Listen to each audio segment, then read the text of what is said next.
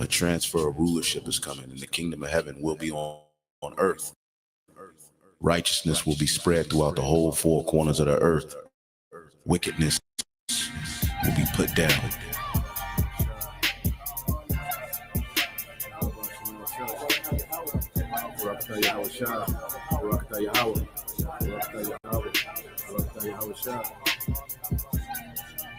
The Lord promised better things for us, okay? Because the Lord, Yahweh Shem Yahushua, has a favorite people. And he's going to give this favorite people a heavenly kingdom. A kingdom that's blueprinted and formatted and patterned after his mind. How he want a kingdom to be. Consider the lilies, how they grow. They toil not, they spin not. And yet I say unto you that Solomon in all his glory was not arrayed like one of these. If then God so clothed the grass, which is today in the field and tomorrow is cast into the oven, how much more will he clothe you, O ye of little faith? And seek not ye what ye shall eat or what ye shall drink, neither be ye of doubtful mind. For all these things do the nations of the world seek after, and your Father knoweth that ye have need of these things. But rather seek ye the kingdom of God, and all these things shall be added unto you. Fear not, little flock, for it is your Father's good pleasure to give you the kingdom. Sell that ye have, and give alms. Provide yourselves bags which wax not old, a treasure in the heavens that faileth not, where no thief approacheth, neither moth corrupteth. For where your treasure is, there will your heart be also.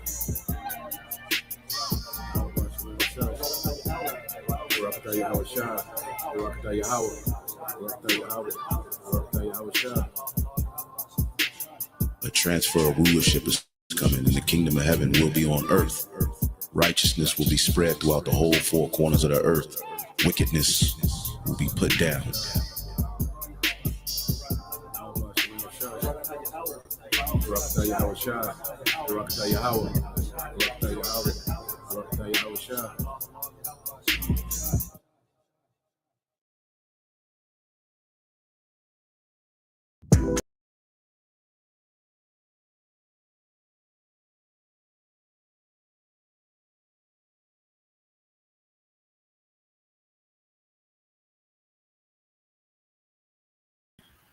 All right, Shalom. Shalom. First and foremost, we would like to give all praise and glory unto Yahweh, Ba'ashem, Yahushua, Ba'ashem, Kakadash, and double honors unto the apostles and the elders of GMS who rule well, teach well, being great examples to his younger brothers.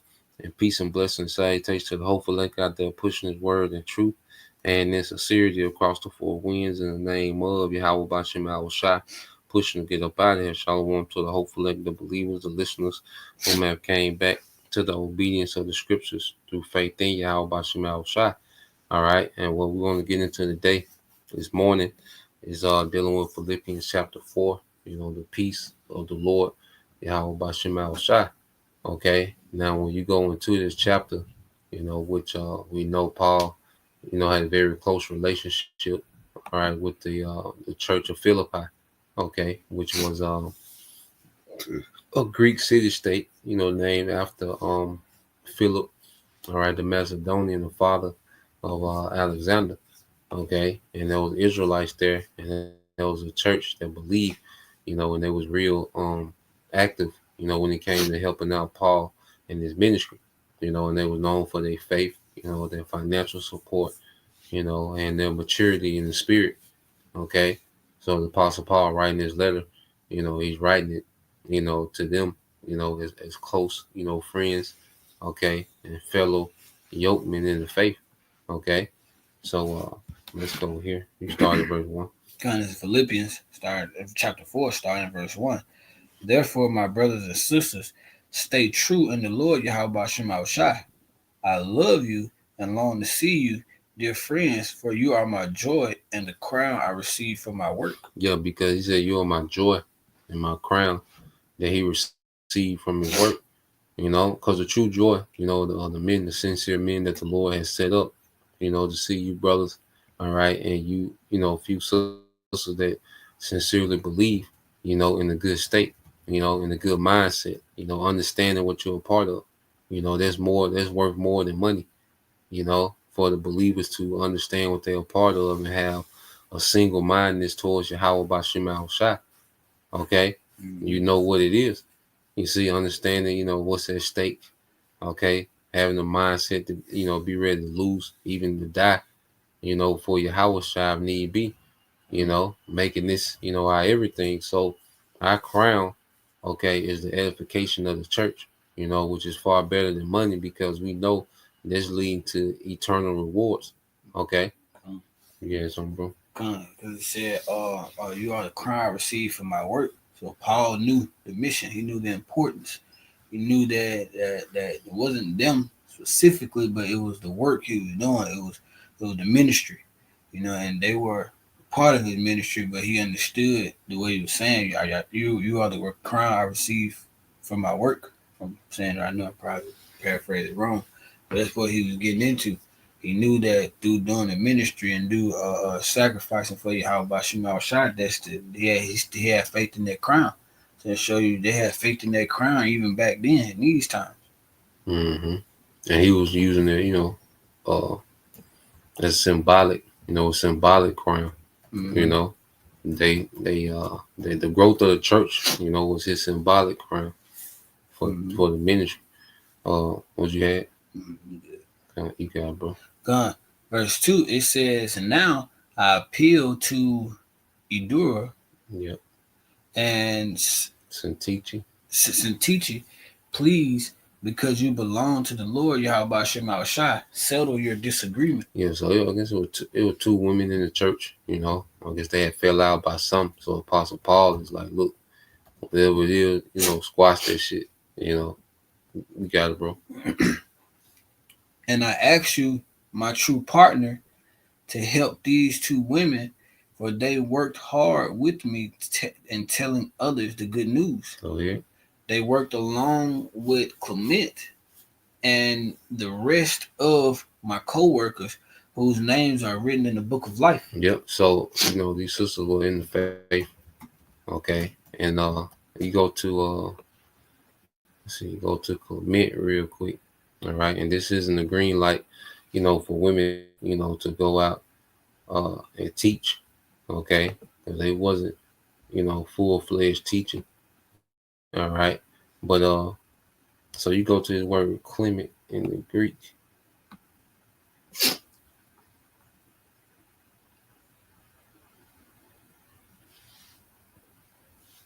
All right. So you go into it says Clement, it says mine. All right, mild, merciful, and that's the characteristics of a teacher. It says a companion of Paul and apparently a member of the church of Philippi. According to the tradition, he is identical, all right, with that Clement who was the bishop of Rome towards the close of the first century. So this Clement, all right, he was the one teaching. All right, and those women, had to be assisting, Clement, as he, was teaching. All right. So it was Clement that was actually doing, all right, the teaching, as a leader, of a church back then. All right. And those women was assisting him. All right. Because a woman, a woman that's off will look at this and say, well, that's the green light to teach. No, they wasn't teaching. Okay. They was assisting, all right, Clement, during the ministry. All right. You got it, bro. God. It says, "Always be full of joy in the Lord Yahweh Shem Al Shai. I say it again, rejoice." And say, always be full of joy in the Lord. I say it again, rejoice. And see, the Bible, when the scriptures speak about a comfort, a comfort, all right, is a state of mind. Okay. Because you can be comfortable exteriorly, but then the Bible gives inward peace and the inward comfort. Okay. And it's a peace and a comfort that this world don't give. And our joy is in seeing the Lord perform his work. That's our joy. You see, we get a joy out of seeing Yahweh Bashim Al Shai doing everything that he said he was going to do. And we understand what it's leading up to. Okay. The truth has made us visionaries, man. So as we see the Lord doing everything that he said he was going to do, Okay, that's our joy. Our joy is in Yahweh, seeing the Lord do a marvelous work in the earth, man. The fact that we've raised up, the fact that Esau Edom is coming with the sea hill, like all these things play a part in our joy because we know what it's leading to, man. You know, you can say something. Con, can you get Habakkuk 3:18? Habakkuk 3:19. Con.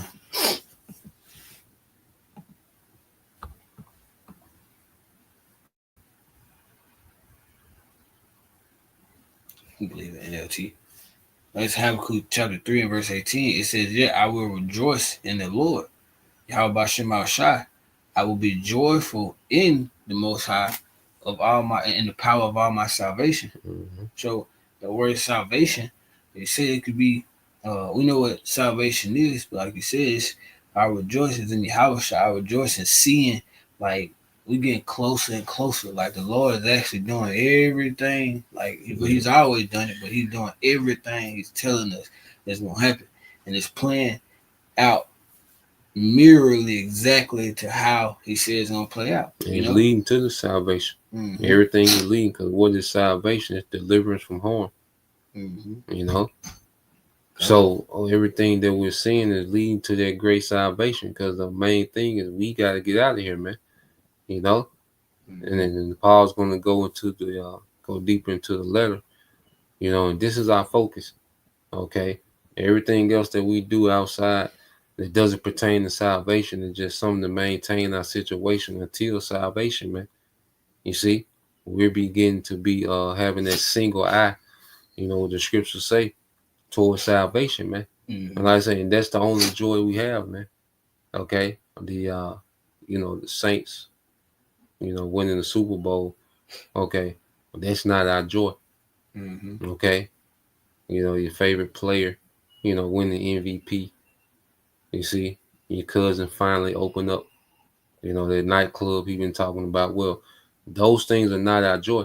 Mm-hmm. Okay, our joy, all right, the thing that gives us that inward joy comes with things pertaining to salvation, man. Mm-hmm. You know? I got something for you. You got it, bro. I looked at the salvation here in the Hebrew. Page 3468. Yeshua. Yeshua. Yeshar. Second Yeshua. entry. Let me see the word. Yeshua. Yeshua. Yeshua. Yeah, Yeshai. Yeshua. Yeah. Okay. It's just to back you up what you were saying. I'm gonna read the outline and then we'll read the lexicon. It says deliverance, salvation, rescue, safety, welfare, prosperity, salvation, or victory. When you drop down to the lexicon, it says salvation, primarily physical rescue by the Most High. Yep. And we know that's gonna be through Yahweh Shai. Yahweh Shai, Yahweh is gonna give Yahweh Shai the okay, to go ahead and crack them clouds and come through. So that this backing up brother when he was going into that salvation, like I said, it's primarily a physical rescue by Yahweh Shem Shai. Mm-hmm. Brother, you can't just think you're gonna what he said, get you a dual citizenship. Mm-hmm. That ain't by Yahweh Shem Shai. So our only salvation, our only rescue, and then going back to this rejoice, is in Yahweh Shem Shai. Come on, bro. You saw verse 5. Verse 5. Let everyone see that you are considerate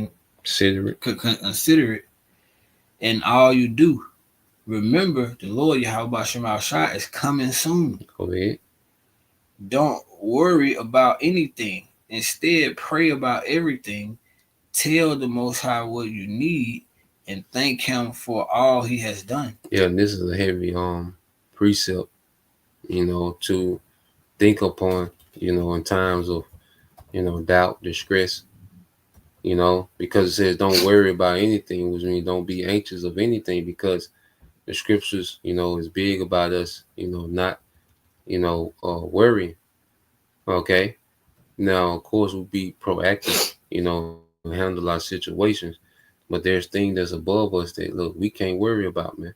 The spirit of Yahweh is not the spirit of worry, and the Lord puts us in a situation that pushes us to pray. You know, a lot of situations that the Lord will put us in, all right, will be the sake for us to come to him in prayer so he can show that he is in that situation. You know, so when we're in situations, as the scriptures say, don't worry about anything. Well, there's nothing that can't be fixed, you know, with prayer and faith. Okay? Because we're coming into a time in Jacob's trouble where that's all we're going to have. You know, we're not going to have, you know, the phones, not going to have Bibles on us, man. We're going to have, you know, prayer and faith in us, man. Mm-hmm. Okay? And we're going to be in a situation to where, hey, we can't panic. All right? A lot of people getting ready to take the C hip and bend the knee based off panicking. Mm-hmm. Okay? Worrying. You see? But nah, man, we can't worry, man. So the Lord puts us in these situations now, you know, these frantic situations for us to act calmly in these situations, Mm-hmm. okay, and trust in Him. Gone. So, Yeah. yeah. You gotta get them this. Like the scripture says, you know, you're supposed to pray without ceasing. Mm-hmm. And I look at it like a spiritual muscle. You know, if look at you know the greats, Michael Jordan, Kobe Bryant. You even look at today, Stephen Curry, whatever the fucking name is. You know, like it's muscle memory for him to be able to shoot a basketball and then to go to the other end and have that confidence that he know. Mm-hmm. You know, but when he first started shooting, I'm damn sure he wasn't doing that. Nah. You know, and to bring it really back in the spirit, like that prayer is when you first start praying, it's gonna like you gotta build that confidence up in prayer. Like you gotta pray, then you know the Lord gonna move and the Lord gonna try your faith when you Mm-hmm. when you start getting into things. You're gonna keep trying. Mm-hmm. And as you continue to pray more and more, you begin to see the confidence begin to grow. You begin to see the Lord work real time. You've seen the Lord work real time. Mm-hmm. The point is, if you just start praying in the time of trouble, you ain't went through having patience. The Lord is a man of patience. You ain't went through just sitting there waiting on the Lord. You didn't do all of that during the time of the grace period. So now you gotta try to do all that in the time and try to learn all these things you're supposed to do in practice, if that makes sense. Mm-hmm. So now you're in the game, shit. Yeah, you out there bad. Yeah, you gonna be out there. You gonna go for you gonna go for what you know. Mm-hmm. And it's trusting in this system, you know. And then you go to the latter end of the precept. It says, "Tell the Most High what you need and thank Him for all He has done." So that's an appreciative spirit, you know, and it's something that I try to tap into more and more, you know, that spirit of appreciation, you know, because it's easy to, it's called a negative bias, you know, to where the mind, you know, will shift most of its attention, you know, to being to negative things, you know, negative events, you know, negative, you know, accounts, okay, but then it'll forget about the good. So we have to have a mindset to be appreciative of all the goodness that the Lord has done, you know, and not to harp on, you know, negative things, you know, having this just an appreciative mindset, you know, towards Yahweh Shem Al Shah, man, because we're in a good state, man. We're in a good case. You look at how people are suffering, you know, even here in America, this first world country, you know, all those compilations of people complaining and the layoffs and not being able to, you know, make it to debt, you know. People are suffering, man, and the Lord has us in a good space, man, you know, and we should be extremely thankful for that, you know. You got it, bro. Come on. Verse 7, it says, then you will experience the Most High's peace without exceeding anything. Yeah, which exceeds. Which exceeds anything we can understand. It said, then you will experience the Most High's peace, man. There's a peace in trusting our power. There's a peace in being at one with the will of Yahweh by Shem Al Shah, being fully submissive to their will. There's a peace, and there's levels, you know, to peace, man. You know, and as we really engulf ourselves and immerse ourselves more to Yahweh by Shem Al Shah, man, there's a peace that exceeds anything that we can understand, because this world doesn't offer that peace, man. Once you get it, finish that up. Mm-hmm. It says, his peace will guard your hearts and your minds as you live in Hamashiach. Yeah. Shah. And I always go back to The Last Dragon with Bruce Leroy, and he was saying make peace his shelter. He kept saying that. That was like a mantra he had. He would say to himself in, times of when he was in the clutch, make peace his shelter, man. So peace is a shelter and it's a defense. It says it shall guard your hearts and mind as you live in your house, Mashiach. And see, peace, all right, when we in peace, peace lets us know anything that ain't right because it'll disrupt the peace. Mm-hmm. You see? So peace can be an indicator. That's why I like to say it can be a guard, because if you have a guard dog, well, what does that guard do? It warns you of something foreign or strange, okay, that it's not familiar with. Okay, peace will do the same thing. Anything that's not in line with peace will let you know, like, this ain't it. This ain't the place. So peace is an actual guard, Well, that's why we were speaking earlier about Jake, falling away from the nigga woman because Jake done found peace even in the world. Jake done found peace and any peace. All right, a lot of Jake ain't dealing with it. So going into it, how much more us as we found peace in Yahweh Bashem Al Shai. Okay. And anything that's not in line with that peace, it begins to get cut off. Okay. Be prioritized very low, man. You see? It begins to disrupt the spirit. Mm-hmm. It begins to become a hindrance in the spirit. And when things become a hindrance in the spirit, I've learned that it's best for me to just deal with that. Meaning that me cut things off that need to be cut off. Because if you have that number, regardless, it's predestinated. Whenever the Lord showed up and had to handle business, it never turned out good. Whenever he had to get involved and cut something off, it always, I've been through that part too. Like when the Lord had to get involved and this is I'm gonna cut this out. Because like we're going out to these other people. Like we have that number, our baratas are other people are expendable to the Lord. So other people, the Lord will use other people to teach. What you say? We expendable. God. We gotta keep that in mind. God. Lord toss our ass out, and it'd be like we never was.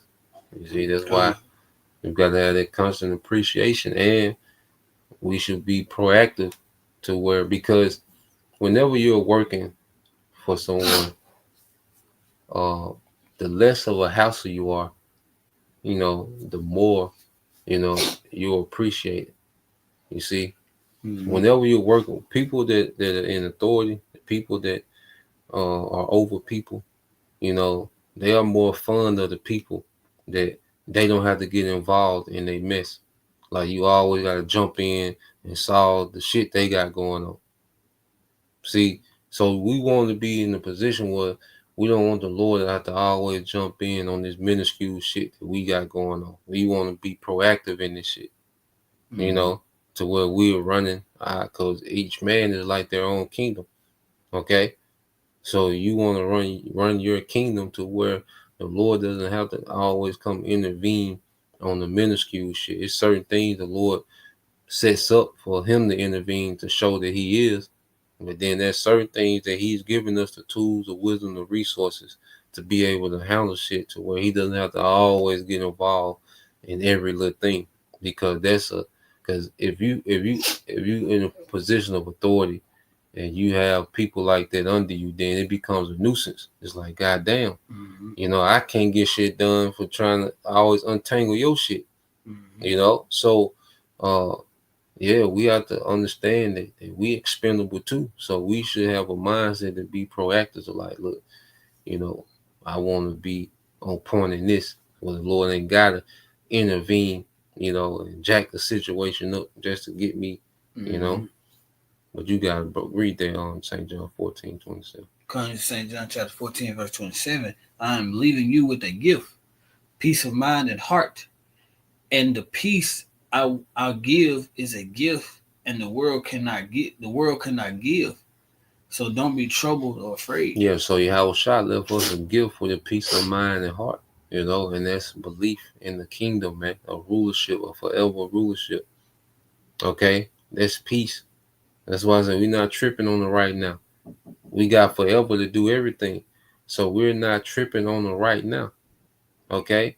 The right now doesn't even matter compared to what we got coming. So we got a peace of mind. We're not tripping on money opportunities that we miss. Okay? We're not tripping on events that we have missed out on and don't go to in this world. We're not tripping on this woman we could have had, or that woman wish we had time for that. No, we're not tripping on that because we got everything coming and we got forever to do everything, and that's a peace of mind. We good. Let's go back to Philippians.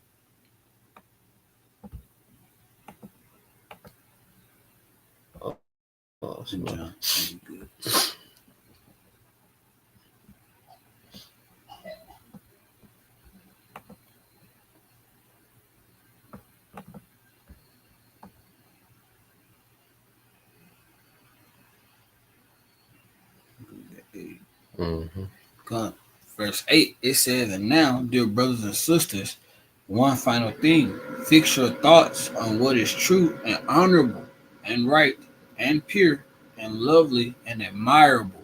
Think about things that are excellent and worthy to be praised." Yeah, and basically when you go into this is being, having that tunnel vision on right things, man, on things that are pure. The Lord is building the kingdom, and there's so much positive, things that we can focus on in the truth, man. Okay, we'll address, particular things in the world. We'll address things about, that's going into other camps. But nah, man, we should have a tunnel vision, a single eye, and the truth, man. And I pulled up, because when you go into tunnel vision, it'll go into it, but it speaks about it in a negative way. But then I just looked up the benefits of tunnel vision. Now it says in a general sense, hold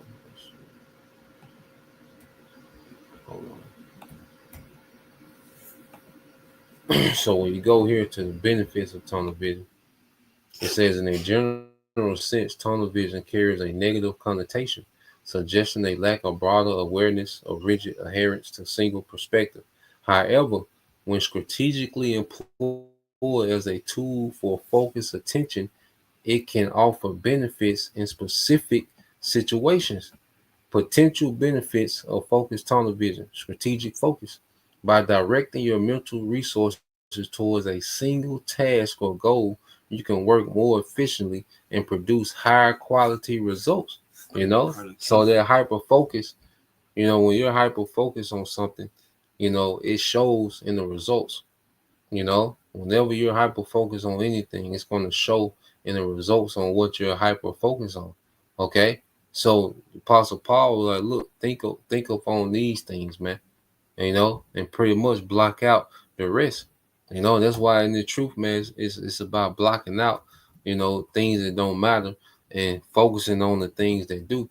And this improves what productivity, makes us more efficient in this thing, man, because we're not wasting energy. We're not spread all over the place doing this and doing that, got that going on. No, we're focused on this. Okay, so it's called strategic, focus. All right.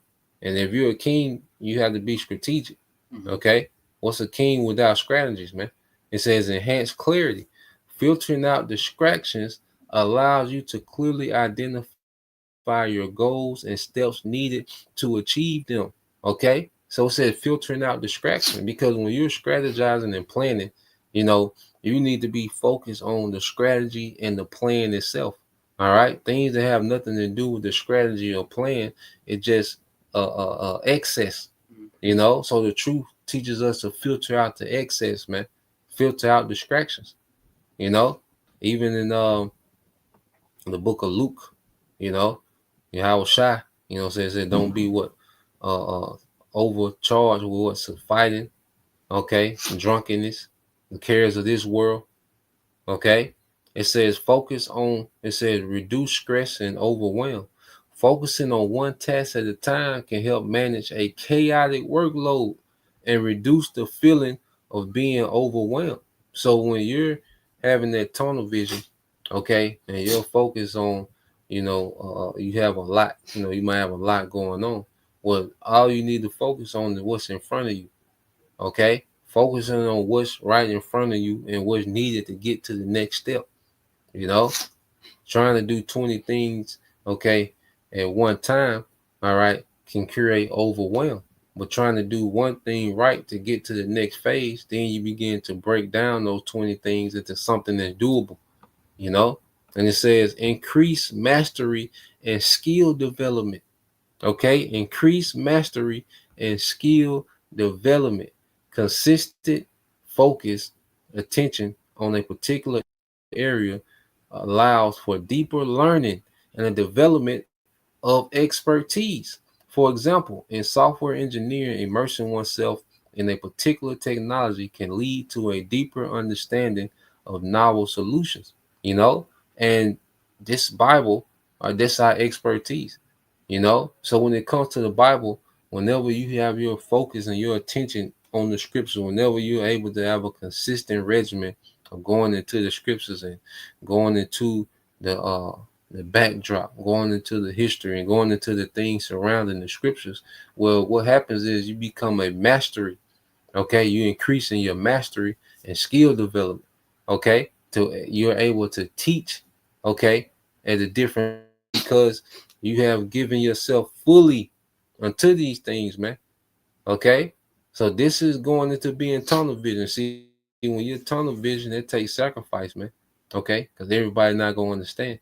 It says achieving goals and deadlines. It says a single minded focus on the goal can help you stay on track and meet deadlines without getting sidetracked.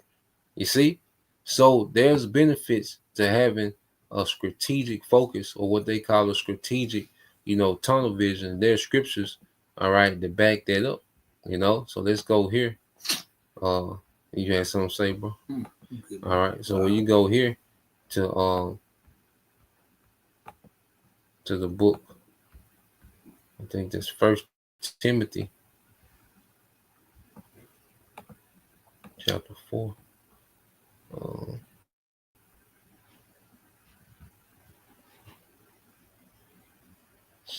Yep, we're gonna start at 14.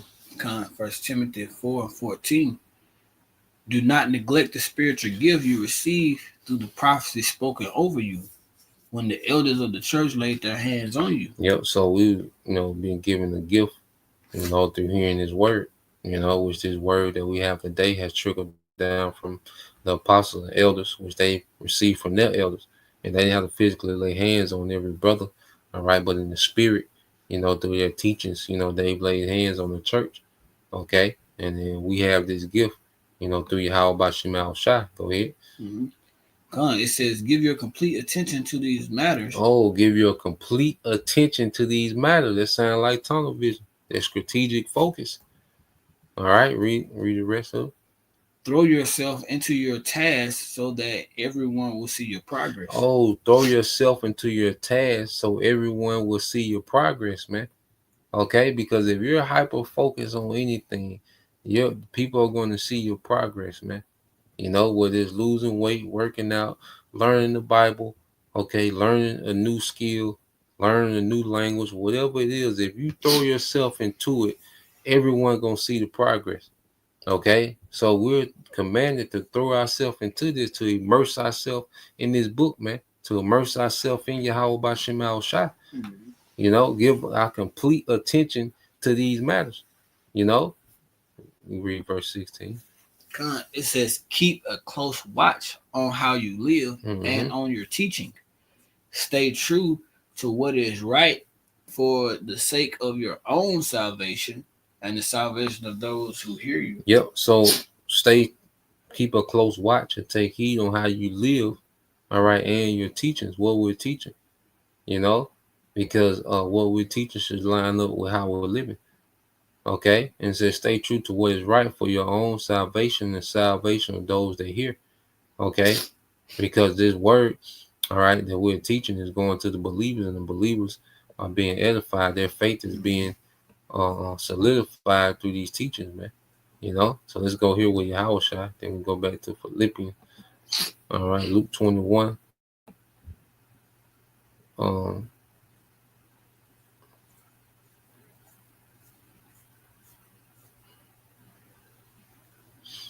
All right, yeah, you read that. Luke 21:34. It says, "Watch out! Don't let your hearts be Dog, dulled by carousing. carousing and drunkenness, Mm-hmm. and by the worries of this life. Don't let the day catch you unaware." Yeah, so Yahweh Shai is letting us know, going back to the worrying part, because worry can be a distraction. Because if you're worrying, you can't have tunnel vision. You can't have that strategic focus if you're worrying, because worry is going to occupy, space in your mind, and said, don't let the day catch you unaware. Yeah, because people are not aware that the Lord is right here, that the judgment is right here. People are not aware, you know. People have a mindset that like this just another year in Babylon, one of many. Okay, well now, man, the time to come, the judgment is here, and if you're not having this focus on prophecy, if you're not focused on the things attaining salvation, man, these things can walk up on you. Okay, like a thief. That's why y'all shall say he was gonna be like a thief. You got it, bro.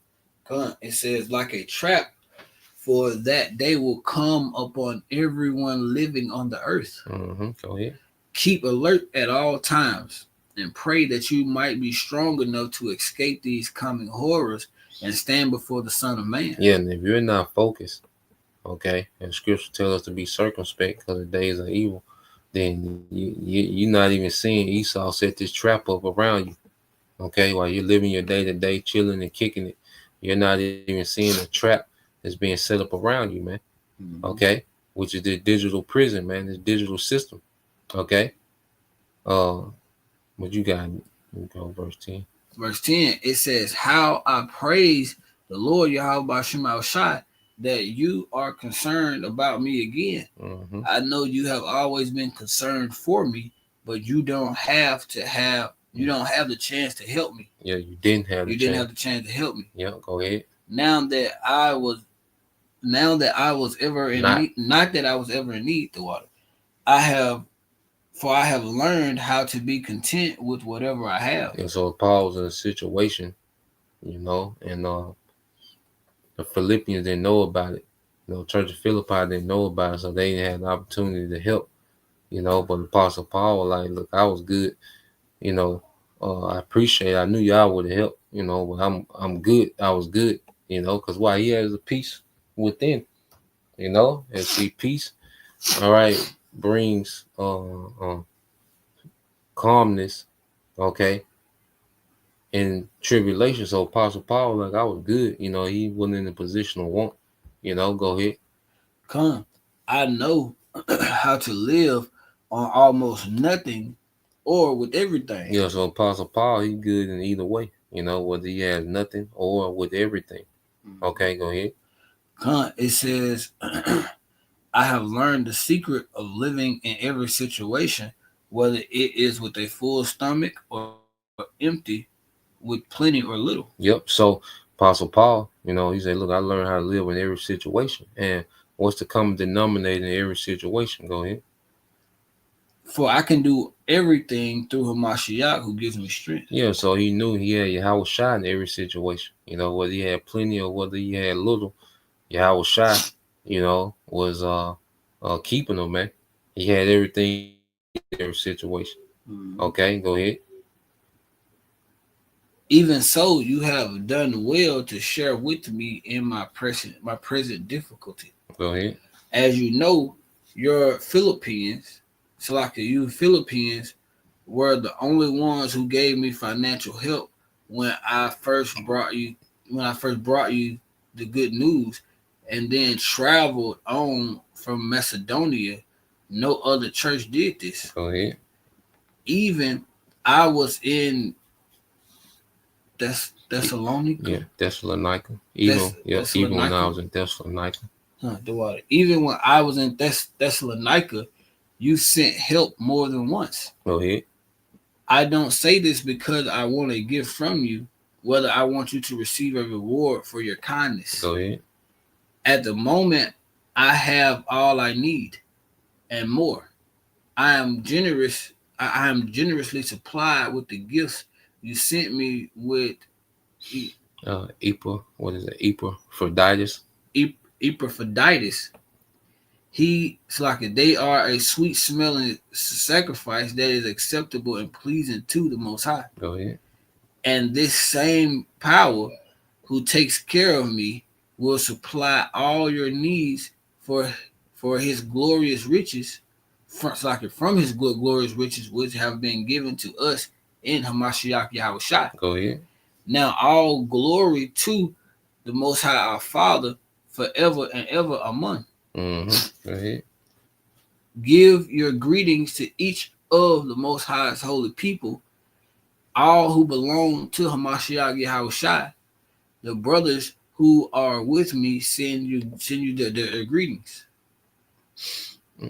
Go ahead. And all the rest of the Most High's people send you greetings too, especially those in Caesar's household.